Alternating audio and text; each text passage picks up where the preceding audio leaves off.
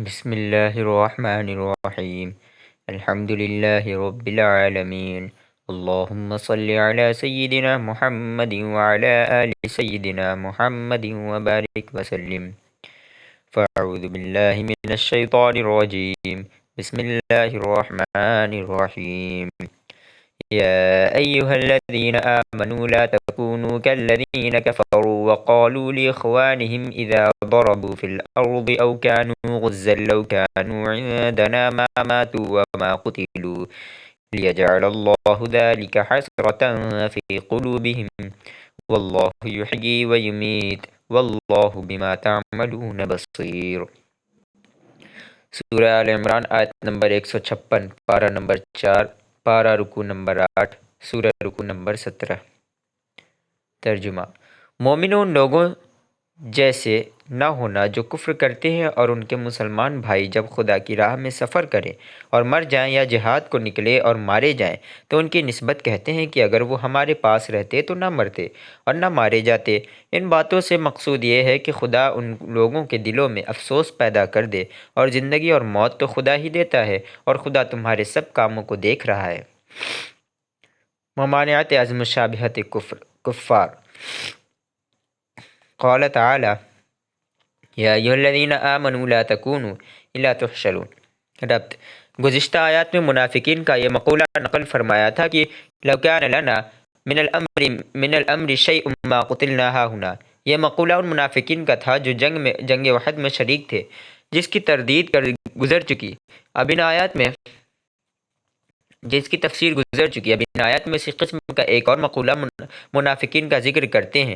وہ مقولہ یہ ہے کہ لو کانوا عندنا ما ماتوا، لیکن یہ مقولہ ان منافقین کا ہے کہ جو جنگ میں شریک نہ تھے، چونکہ اس قسم کے اقوال سے کمزور مسلمانوں کے ایسے اقوال اور احوال میں کافروں کی مشابہت اور موافقت سے منع فرماتے ہیں کہ مبادن ایسی باتوں کے سننے سے ایمان والوں کا قدم نہ پھسل جائے، یا یوں کہو کہ پہلی آیت میں شیطان جنی کے بہکانے سے قدم کا ڈگمگانا اور پھسلنا مذکور تھا، اور اس آیت میں شیاطین الانس کے بہکانے کا ذکر ہے، کیونکہ شیاطین الانس یعنی کفار اور منافقین شیاطین الجن کے اخوان اور بھائی ہی تو ہیں۔ چنانچہ فرماتے ہیں: اے ایمان والو، تم ان لوگوں کے مشابہ اور مانند نہ ہو جاؤ جو حقیقت میں کافر ہیں، اگرچہ ظاہراً اپنے کو مسلمان کہتے ہیں، یعنی منافق ہیں۔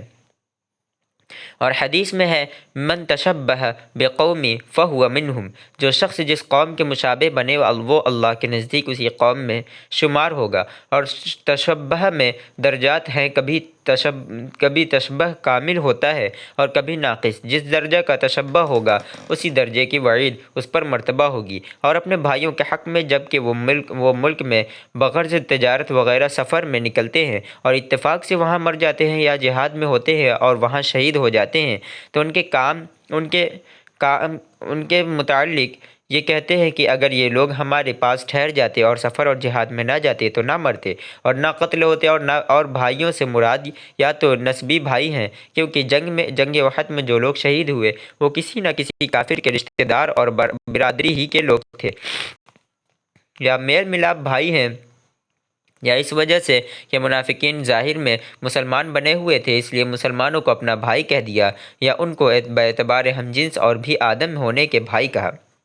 اللہ تعالیٰ کافروں کے اس قول کو بیان کر کے فرماتے ہیں کہ اس قسم کا قول ان کے لیے ذرہ برابر مفید نہیں، بلکہ اس کا انجام یہ ہے کہ اللہ تعالیٰ ان کے اس سخن کو ان کے دلوں میں حسرت اور افسوس کا سبب بنائے گا، یعنی ان باتوں کا نتیجہ سوائے حسرت کے کچھ نہ ہوگا۔ قتل اخوان کا صدمہ اپنی جگہ پر رہے گا، اور اس قسم کی باتوں سے حسرت اور افسوس کی تکلیف میں اور اضافہ ہو جاتا ہے۔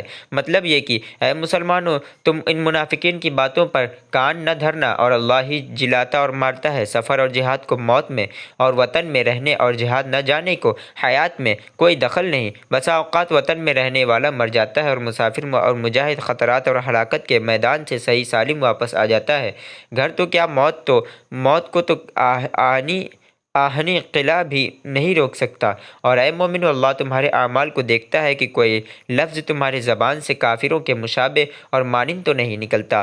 آگے اشارہ فرمایا کہ اللہ کی راہ میں مر جانے کو موجب حسرت نہ سمجھو، بلکہ اس کو موجب فروح و مسرت سمجھو۔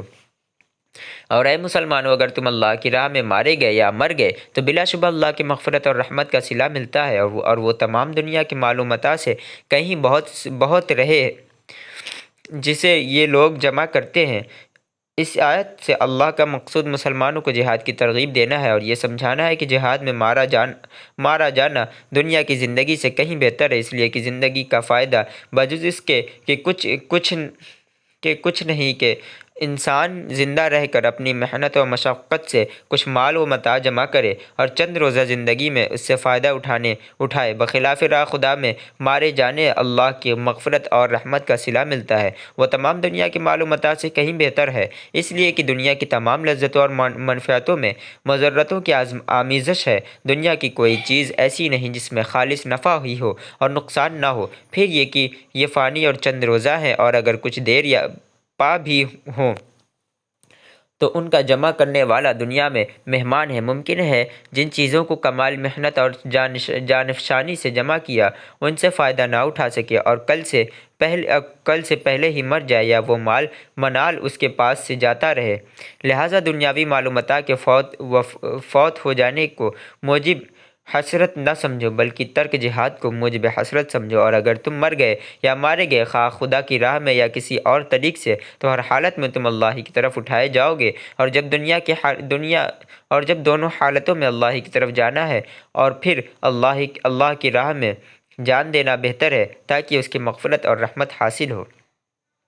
فائدہ: اوپر کی آیت میں اللہ کی راہ میں مارے جانے کا مر جانے کا حکم بیان فرمایا۔ اب اس آیت میں عام موت اور عام قتل کا حکم بیان فرمایا کہ موت خواہ کسی طرح آئے بہرحال اللہ ہی کے پاس جانا ہے، تو پھر اللہ کی راہ میں کیوں نہ مرو کہ وہ تمہیں اس کا ثواب دے اور تمہاری جان رائگاں نہ جائے۔ حضرت خالد بن ولید رضی اللہ تعالیٰ عنہ نے اپنی ساری عمر جہاد میں گزاری اور شہادت کی تمنا میں رہے مگر شہید نہ ہوئے۔ وفات کے وقت فرمایا کہ میرے بدن پر کوئی جگہ تیری تیر تلوار کے زخم سے خالی نہیں، مگر افسوس آج اونٹ کی طرح گھر میں بستر پر مر رہا ہوں۔ فلانن من عین الجنبا، خدا کرے بزدلوں کی آنکھیں کبھی ٹھنڈی نہ ہو۔ کسی نے کیا خوب کہا ہے، فنا فی اللہ کی تہ میں بقا کا راز مضمر ہے، جو جینا ہے تو مرنے کے لیے تیار ہو جاؤ۔ حضرت مولانا یعقوب صاحب نانوتوی صدر مدرس دارالعلوم دیوبند فرمایا کرتے تھے کہ خالد بن ولید رضی اللہ تعالیٰ عنہ خواہ مخواہ شہادت کی تمنا میں پڑے ہوئے تھے، ان کا شہید ہونا ناممکن تھا۔ نبی صلی اللہ علیہ وآلہ وسلم نے حضرت خالد بن ولید کو سیف اللہ کا لقب دیا تھا، یعنی اللہ کی تلوار، اور ظاہر ہے کہ اللہ کی تلوار کو کون توڑ سکتا ہے۔ وَلَئِن قُتِلْتُمْ فِي سَبِيلِ اللَّهِ أَوْ مُتُّمْ لَمَغْفِرَةٌ مِّنَ اللَّهِ وَرَحْمَةٌ خَيْرٌ مِّمَّا يَجْمَعُونَ۔ اور اگر تم خدا کے راستے میں مارے جاؤ یا مر جاؤ تو جو معلومات لوگ جمع کرتے ہیں اس سے خدا کی بخشش اور رحمت کہیں بہتر ہے۔ وَلَئِن مُتُّمْ أَوْ قُتِلْتُمْ لَإِلَى اللَّهِ تُحْشَرُونَ۔ اور اگر تم مر جاؤ یا مارے جاؤ خدا کے حضور میں ضرور اکٹھے کیے جاؤ گے۔ وآخر دعوانا الحمد للہ رب العالمین۔